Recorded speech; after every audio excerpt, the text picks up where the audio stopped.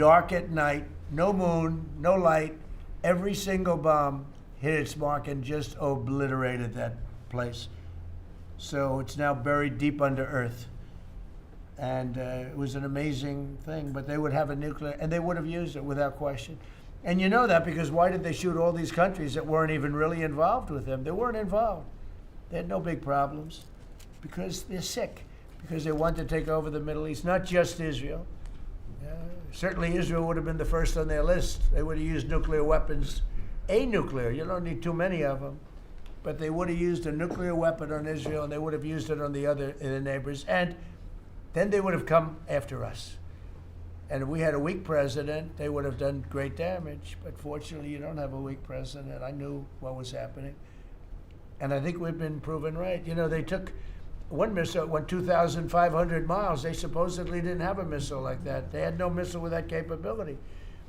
But they shot the now famous Ireland, the island that the UK was very afraid to give us because they didn't want to get dragged in. But we don't want to get dragged into their wars either. You know? It's one thing we're very disappointed, I'll say it publicly, we're very disappointed with NATO because NATO has done absolutely nothing.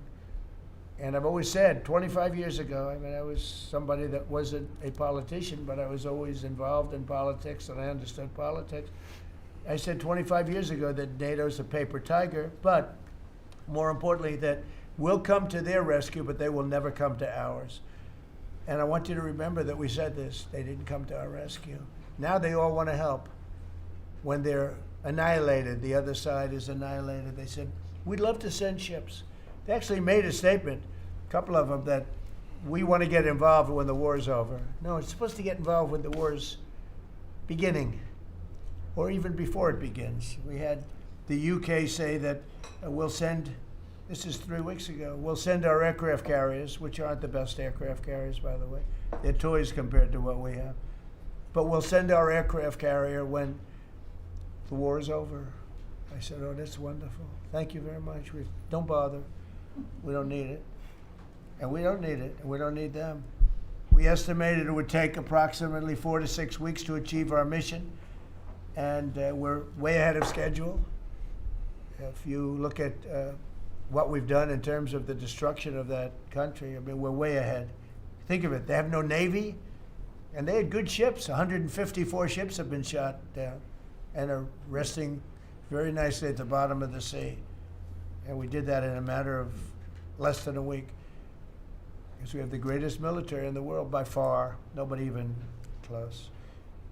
So we estimated it would take approximately 4 to 6 weeks to achieve our mission. 26 days in, we're extremely, really a lot ahead of schedule.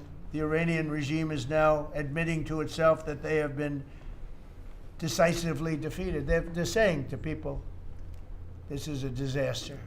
They know it. That's why they're talking to us. They wouldn't talk otherwise. But they're talking to us because they've got a disaster in their hands. They're defeated. They can't make a comeback. We're free to roam over their cities and towns and destroy all of their crazy nuclear weapons and missiles and drones that they're building. Oh, we're doing that. They now have a chance to make a deal, but that's up to them. And they'll tell you, we're not negotiating. We will not negotiate. Of course they're negotiating. They've been obliterated. Who wouldn't negotiate? They are begging to make a deal. We'll see if we can make the right deal.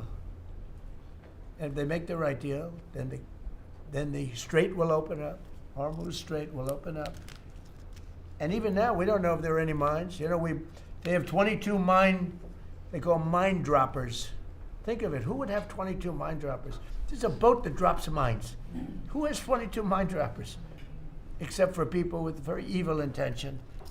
So every one of those mine droppers has been struck with the same weapon we used to stop drugs from coming into the United States of America.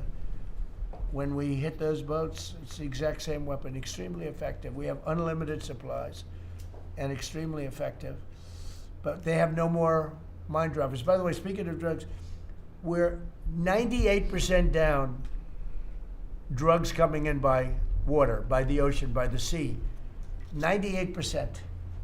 And we're trying to find out who are the 2% because we think they're the bravest men anywhere in the world. Maybe women. But whoever's on those boats is very brave or doesn't watch television.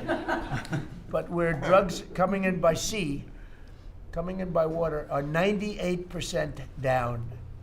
And now we'll stop the drugs coming in by land. The land is the easy one. You had to stop the water. A lot of it came in through the water. Now it's all pinched. And these people are trying to come in by land. And we will, that's it, that's the easy one. But we had to take care of the water first. Nobody's coming in. Virtually nothing is coming in anymore. It was hundreds of millions of dollars a week were coming in by water. But they now have the chance, that is Iran, to permanently abandon their nuclear ambitions and to chart a new path forward. We'll see if they want to do it. If they don't, we're their worst nightmare. In the meantime, we'll just keep blowing them away, unimpeded, unstopped. Well, there's not a thing they can do about it. They can't do anything about it, you know. I tell you, if they could, you'd be hearing about it. You'd be hearing about it. You don't hear anything about it. They can't shoot our jets. We have the best military equipment in the world. No, not even a contest. You see that with Venezuela. They had other equipment. They didn't have ours. It didn't work. Didn't work. Think of it. We did the situation in Venezuela. It was a great military operation, getting a very, very dangerous man who's killed a lot of people, forced people into our country. Incredible. He emptied his prisons in Venezuela, emptied his prisons into our country, and I hope that charge will be brought at some point, because that was a big charge that hasn't been brought yet. It should be brought. He emptied his prisons into our country, and was a major purveyor of drugs coming into our country. And he's now been captured and, you know, I guess be given a fair trial.